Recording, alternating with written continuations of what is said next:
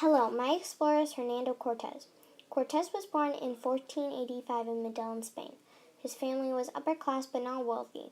He was a sick child, also the only child. His father was the captain of the Spanish army. His father wanted him to be a lawyer. Cortez did not agree. He wanted to be a soldier. In Cortez's early years, he heard stories of Christopher Columbus's journey and looked up to him. At the age of 14, Cortez's family sent him to Salamanca University to study law. Cortez was an exceptional student, but his heart was definitely not in his studies. He had the urge to explore and travel.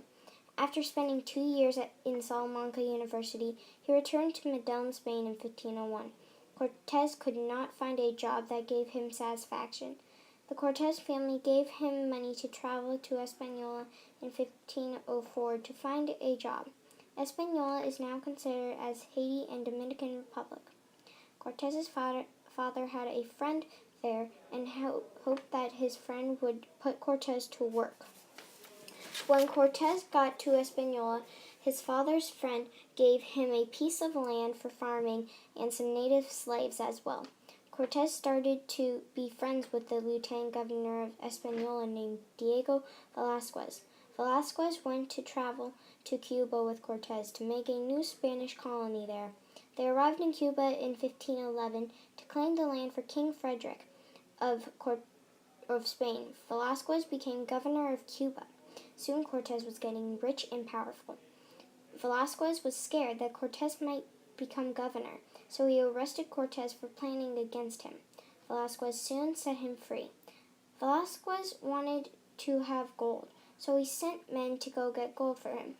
For some reason, the men never returned, so Cortez asked if he could go find gold himself. His idea was approved. So Cortez paid soldiers and sailors with his own money to help out. In February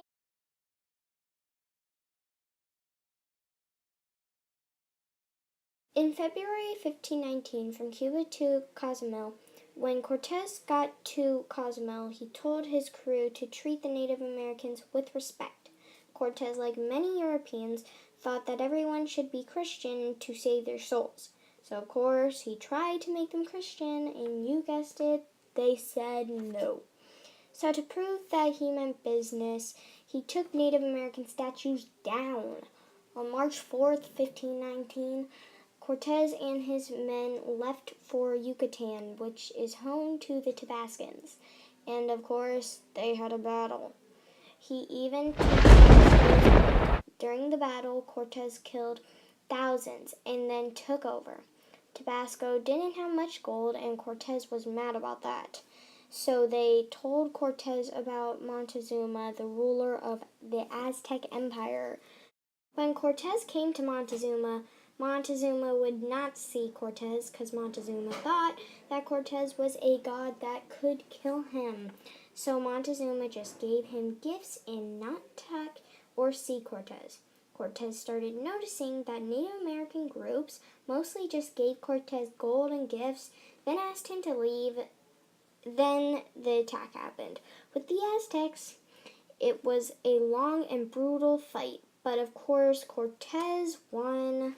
One of the reasons Cortez won was that the Spaniards thought a few diseases like mumps, measles, and smallpox.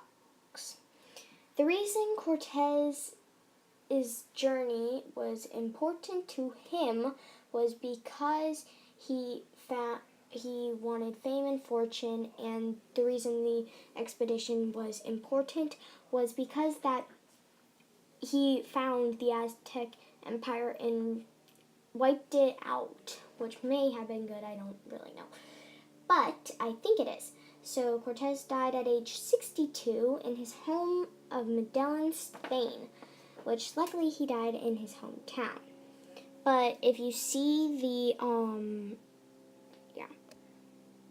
if you look at the map, he went from Spain to Cuba to Guatemala, near Guatemala, and to like Mexico City, that area. And now the timeline. So if you see the timeline, 1485 he was born, and in 1499 Hernando Cortez attended his school, Salamanca University, in 1501. He failed at law school and left Salamanca University. The voyage consists of 2,009 settlers and 30 ships, and that was in 1502 and 1511. The expedition to Cuba consisted of 4 vessels with 300 men. The town of Bayona on Cuba was established. That's all, folks.